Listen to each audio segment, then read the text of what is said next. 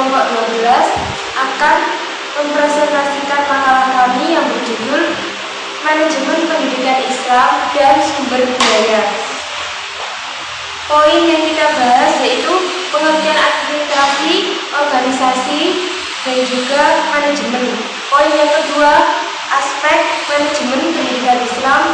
Poin yang ketiga, fungsi manajemen. Poin yang keempat, kepemimpinan. Dan poin yang kelima, wakaf, zakat, sedekah, sumber dana lainnya yang halal dan tidak mengikat. Poin yang pertama yaitu pengertian tentang administrasi. Kata administrasi berasal dari kata Latin yaitu ad dan ministron yang artinya melayani atau menyelenggarakan. Administrasi dalam artian ada dua macam, yaitu arti sempit dan juga arti luas. Dalam arti sempit yaitu kegiatan yang meliputi pekerjaan tata usaha yang bersifat mencatat segala sesuatu yang menjadi keterangan bagi pemimpin. Kalau arti luas yaitu kegiatan yang dilakukan untuk mengendalikan suatu usaha. Maka dapat disimpulkan administrasi adalah kegiatan memberikan bantuan dalam mengelola informasi, mengelola dana, mengelola harta benda ke arah tujuan yang terhimpun dan dalam pengorganisasian. Pengertian organisasi. Yang kedua, pengertian organisasi yaitu dari bahasa Yunani orgonon yang artinya alat, bagian, anggota atau badan.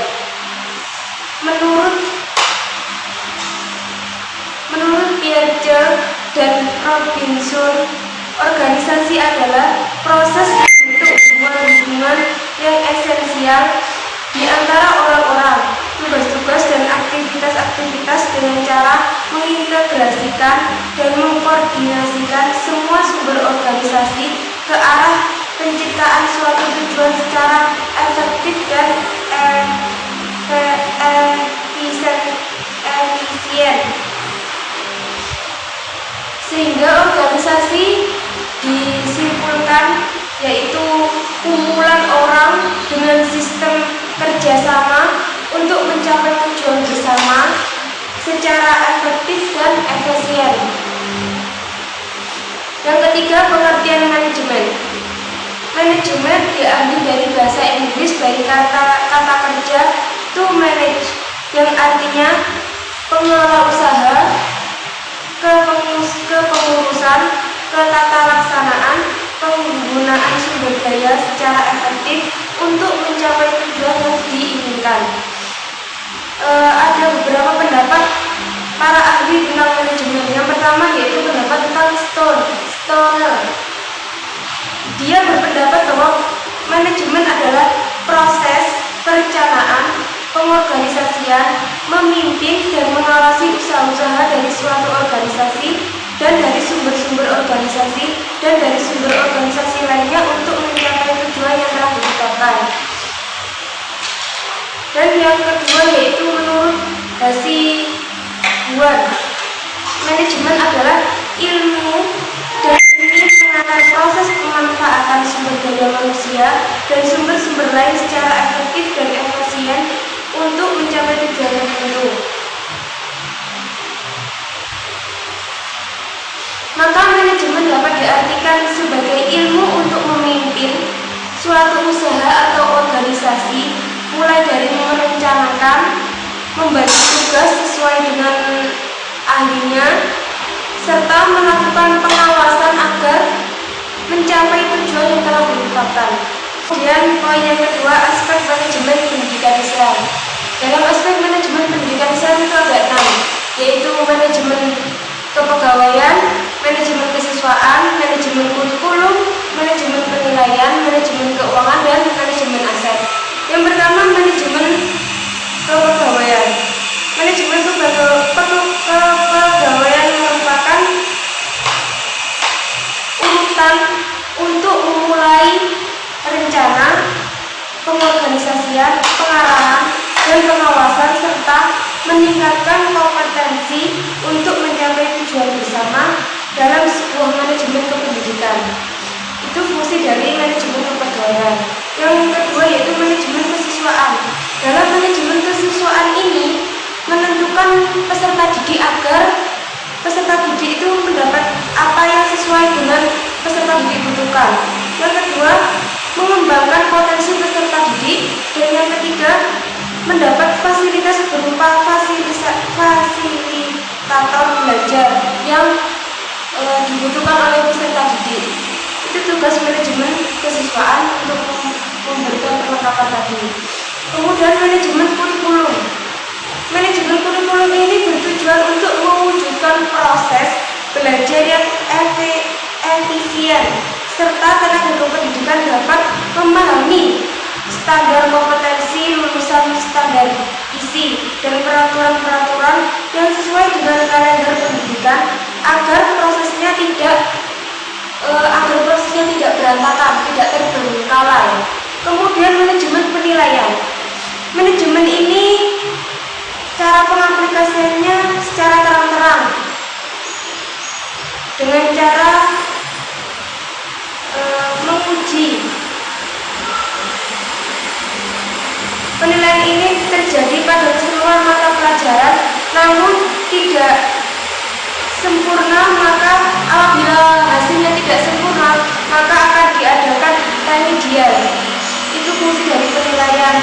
Seperti contohnya ujian-ujian untuk mengetes kemampuan anak itu dengan diadakannya ujian-ujian. Kemudian manajemen keuangan. Manajemen keuangan ini merupakan kegiatan menggunakan dana oleh peserta didik yang sesuai dengan kebutuhan yang diperlukan peserta didik untuk menunjang administrasi pendidikan. Kemudian manajemen aset.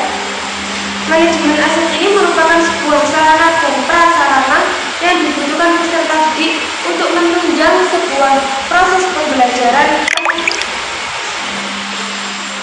yang sesuai dengan kebutuhan peserta didik serta masyarakat umum yang ada di lingkungan sekolah. Kemudian yang poin ketiga, poin keempat, fungsi manajemen.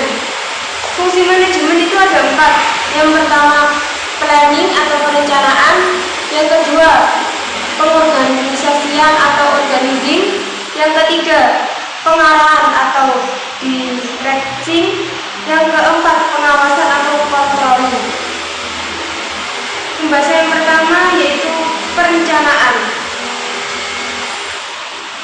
Perencanaan merupakan salah satu hal terpenting yang perlu dibentuk untuk setiap usaha dalam rangka mencapai suatu tujuan.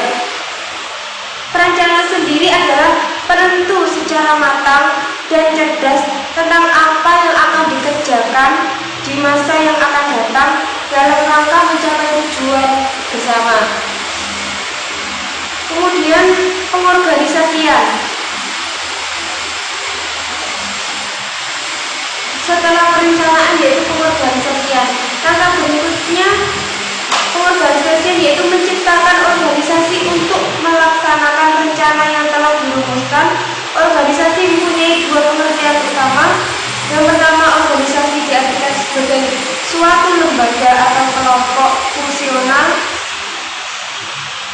Dan yang kedua, merujuk pada proses pengorganisasian yaitu bagaimana pekerjaan diatur dan dialokasikan di antara para anggota sehingga tujuan organisasi itu dapat tercapai secara efektif.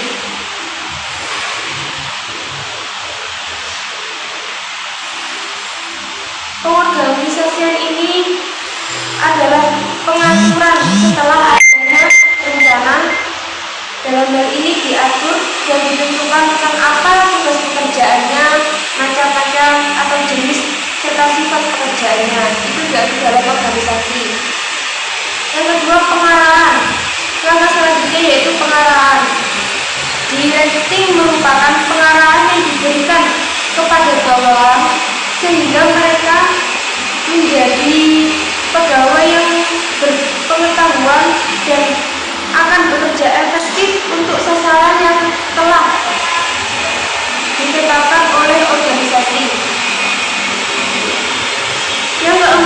pengawasan atau controlling. Pengawasan merupakan fungsi terakhir yang harus dilakukan dalam manajemen. Pengawasan perlu untuk melihat sejauh mana hasil tercapai. Pengawasan ini terdiri dari 3 tahap. Yang pertama, menetapkan standar pelaksanaan. Yang kedua, mengukur pelaksanaan pekerjaan dibidangkan dengan standar. Dan yang ketiga, menentukan kesenjangan antara pelaksanaan standar dengan rencana.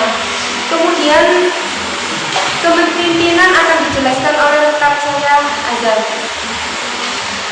Assalamualaikum warahmatullahi wabarakatuh. Saya di sini menjelaskan tentang kepemimpinan.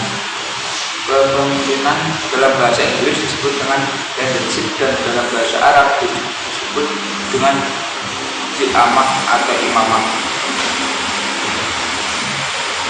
Dalam terminologi yang dikemukakan oleh Marifat dan Hamzah, kepemimpinan adalah menyangkut dalam menstimulasi, mobilisasi, mengarahkan, mengkoordinasi motif-motif dan kesetiaan orang-orang yang terlibat dalam usaha bersama. Kepemimpinan merupakan bagian dari fungsi-fungsi manajemen yang menduduki porsi strategis dalam sistem dan hierarki kerja dan tanggung jawab pada sebuah organisasi. Berikut merupakan definisi dari kepemimpinan berdasarkan para pakar.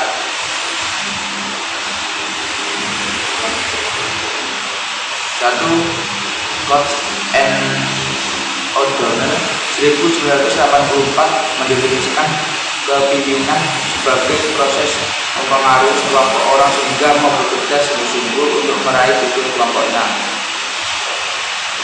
Dan yang kedua, George R. Terry 1960, kepemimpinan adalah kegiatan mempengaruhi orang-orang untuk berusaha mencapai tujuan bersama. Yang ketiga, yang terakhir, Toha 1983, kepemimpinan adalah aktivitas untuk mempengaruhi perilaku orang lain agar supaya mereka mau diarahkan untuk mencapai tujuan tertentu. Dari beberapa pendapat para pakar di atas, definisikan kepemimpinan adalah suatu usaha untuk mengarahkan, membimbing dan memotivasi serta bersama-sama mengatasi problem dalam proses pencapaian tujuan suatu organisasi.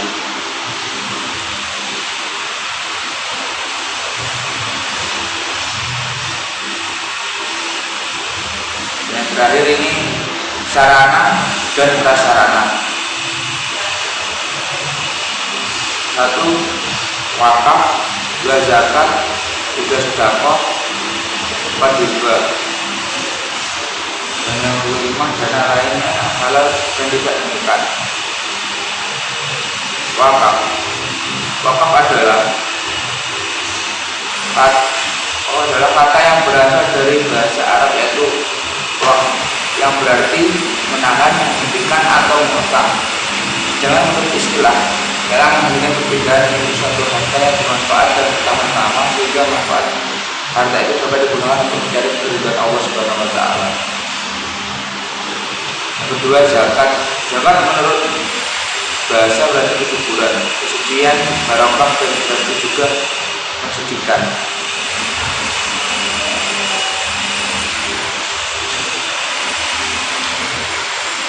Menurut istilah, zakat ialah memberikan harta apabila telah mencapai nisab dan haul kepada orang yang berhak menerimanya atau mustahik dengan syarat tertentu.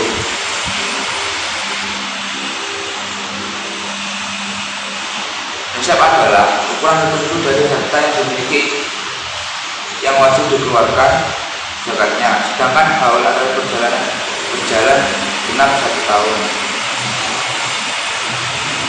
Yang ketiga, sedekah. Adapun sedekah merupakan pemberian suatu benda oleh seorang kepada orang lain karena mengharapkan keridhaan Allah Subhanahu wa Ta'ala dan pahala dari Allah Subhanahu wa Ta'ala. dan tidak mengharapkan suatu imbalan jasa atau penggantian, atau dapat pula diartikan memberikan tersebut termasuk mendapatkan pahala. Hibah. Kata hibah berasal dari bahasa Arab yang sudah diadopsi dari kata bahasa Indonesia. Kata ini berasal dari kata bekerja, wahaba yahibu, yang berarti memberikan.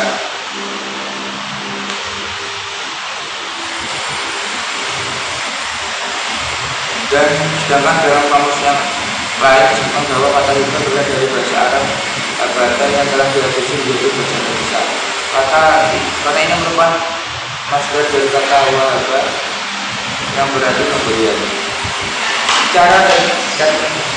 Secara terminologi itu berarti pemberian yang dilakukan secara sukarela dalam mendekatkan diri kepada Allah SWT tanpa mengharapkan balasan apapun.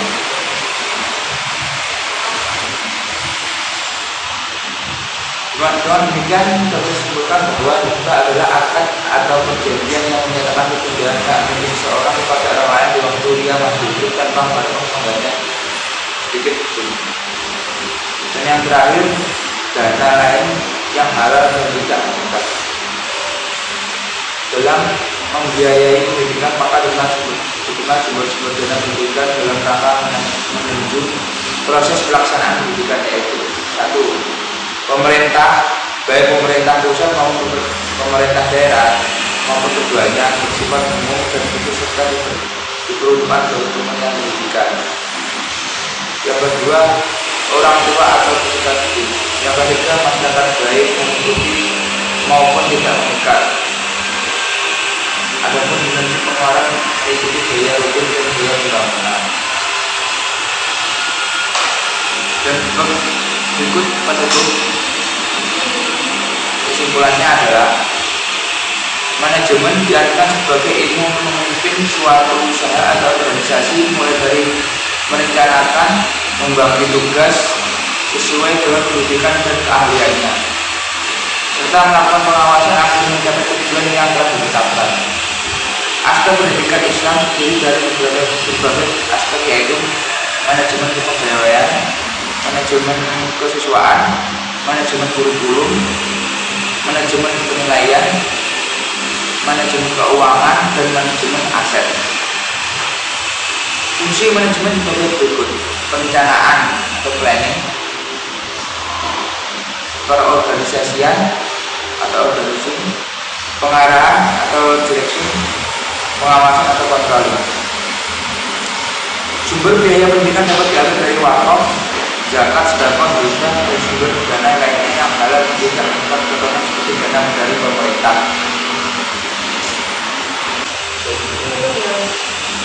Demikian presentasi dari kami, kurang lebihnya kami mohon maaf. Wabillahi taufiq wal hidayah.